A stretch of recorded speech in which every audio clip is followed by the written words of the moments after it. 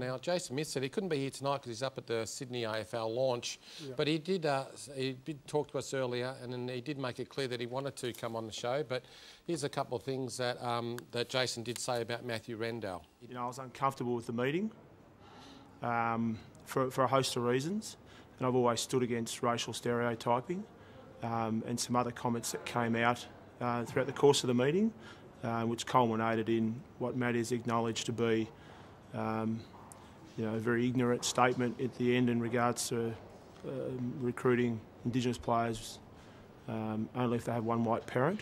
People try and put a percentage of offence against any comments in regards to, you know, racial-based comments. And as an Indigenous person, we don't weight what is more offensive or what is less offensive. And I think that that course of events has been played out now. And, you know, clearly Matty's paid a price that I think everybody, you know, is feeling the pain of. And nobody more than myself. But equally, I've got a cultural obligation and a professional obligation to, one, do the job that I'm employed to do, and equally a cultural obligation to my own community, my own cultural values, and that's something I won't shy away from, never have and never will. To ask me now whether Matty and I are friends or not, I mean, I don't have an answer, which is better than saying we're not friends, but Matty needs to consider, you know, where he's at and where he's going, and he's got a lot to work through in that situation, as I do. This is a significant moment for me, both personally and professionally, as much as anything. So I'm sure in the wait of time that we'll spend some time and talk through it and then reach a conclusion from there.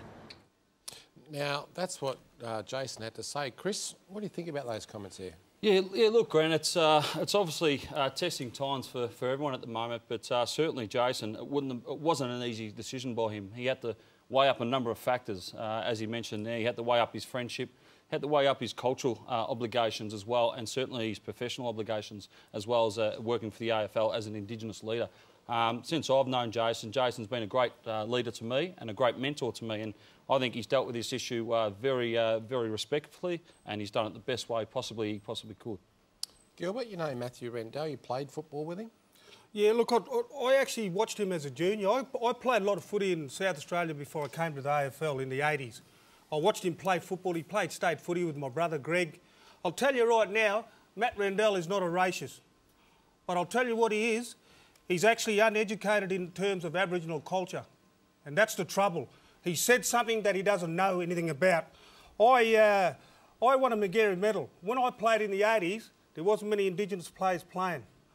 I'd like to think I was a pioneer. I'd like to think I broke a lot of barriers. For me to see that, that's a bit of a kick in the guts. But in saying that, it's come to your head. Racism raised its ugly head. We can talk about it on this show. We can talk about it with the AFL. The AFL have taken action. I reckon well done to Andrew Demetrio. That was great stuff. It's not accepted. End of story. So, well, the issues, they're out there, Gilbert, regardless of how they got there. Now, they're on the table. What's needed is a solution, really, and here's what Jason Mifsud believes is the way forward. We want to be a part of the solution. I mean, Indigenous Australians want to be a part of the solution. We don't want to see our opportunities diminished, and we've always fought for equal opportunity, and we need to continually fight for those opportunities. So the reality is there's been some murmurings within the industry because of the attrition rate of Indigenous players over the last year or two. So the situation around and the murmurings around moving away from drafting Indigenous players because of the complexities, because of the cultural dynamics, because of some of the challenges that we've had in the last number of years, which are not new challenges. We've had those challenges for a long time, both as an industry and as a community. They're the things that we need to get back to addressing, and there isn't a panacea. There's no magic bullet to fixing this challenge. But ultimately, everybody's got to own the solution, and that's our community itself. You know, it's community football, it's our talented player pathways, and it's our AFL clubs. It's very easy to have 1 degree of separation become 180 degrees of separation if we don't remain vigilant and strong. And unfortunately, sometimes you need to have those difficult discussions and uneasy discussions to get the next breakthrough performance that we're all looking for, the whole industry is looking for. And if you go back to Sir Doug Nicholls, to Nicky Winmar, who I played that day when Nicky lifted his jumper, to Michael Long, this is the next iteration in regards to breakthrough performance. And now that it's on the agenda and we've got a wave of momentum, despite it being uneasy for all of us, we need to capitalise upon it, and we need to be very solutions orientated. I think that one of the things that I've missed in most recent time is education, cultural education for the industry. So that's something that's come out of this that we really want to aggressively tackle now in terms of developing a curriculum to roll back out throughout the industry, subsequent to what happened when the vilification policy was introduced. We've expanded our Kickstart camp for 50 Aboriginal boys to 150. We're just about to move into developing a program for an under 17-year-old age group to continually nurture that development and that maturity into the pathway that clubs are asking us to do. So there's been a whole range of initiatives undertaken, but to start a program tomorrow and expect a result the next day doesn't happen.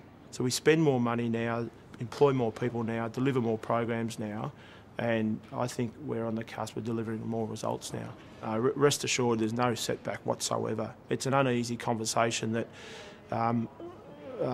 nobody would like to have, but the reality is sometimes you have to have it. And that is not only in the last 7 days, it's the last month. It's really important that people are very factual and very objective and very clear about the opportunities that Indigenous people can provide this game. It's a great game for Indigenous people, but rest assured, Indigenous people are great for this game. And I think there's been too much work done over the last 17 years to neglect the opportunity. So I don't think there's a setback at all. I think it's now created a wave of momentum that everybody should be trying to harness to look for solutions. Well, Jason Mifsud there and what the AFL's doing. Chris, you work at the AFL. Are they right on track in terms of the programs that they're doing within the AFL structure? Look, we run a number of programs, and one of our main programs is under 15s, flying boomerangs, and then our footy means business program as well. And that is an age group between 18 and under 23s. 17-year-olds are a space where we need to get better at, and I think Jason mentioned that then in his interview there, that is somewhere where we're looking to invest in and certainly move towards that as well. But let me reinforce too, along with Jason and myself and the rest of the 70 employees, Indigenous employees at the AFL, we're all going to work together to make sure that we reinforce, certain programs that have cultural awareness, leadership, and as well as football outcomes as well. Chris, there's a couple of things that I want to mention. You work in the AFL, you and Mickey O do the boomerang program. I mean, I'm one of these guys, I believe that obviously when these Indigenous kids come into the system, you prepare them to come in the AFL on what's expected at the big time. You can make a career out of it, a very good career, during your footy career and also after your career. I mean, I believe it's, like I said, you set them up. They know this is what's expected of them when you come to the AFL. I said if they know this and if you think it's too much for you, don't nominate in the draft. It's just simple. If you know and you're preparing these kids at 17, 21, 22, or whatever the age bracket, I'm sure they're smart enough to know what's in front of them. And I know we're talking about, hang on, you're talking about Indigenous kids. I mean, there are some non-Indigenous kids that come from the country. Yeah, that struggle.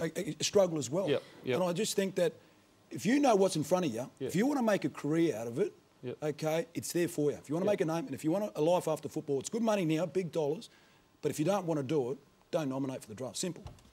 You couldn't have said it more clear, Ronnie. There's a lot more to it than that. But, our kids come along and our young kids within, remote urban communities all come in and try to be a part of it. And look, we try to prepare them as much as we can, accelerate them up to that level through the AIS programs as well. So we've just got to make sure that we keep doing this. Is this going to really, really affect the AFL? Because if an Indigenous family sitting back right now watching this show and they've got a 16, 17-year-old in the boomerang and they hear all this stuff, they're going to sit back and go, son, I think you should go and play soccer, because if this is really happening in AFL, well, go play basketball, soccer, make a career. It could have a negative effect, but the way we look at it is that we turn a negative into a positive.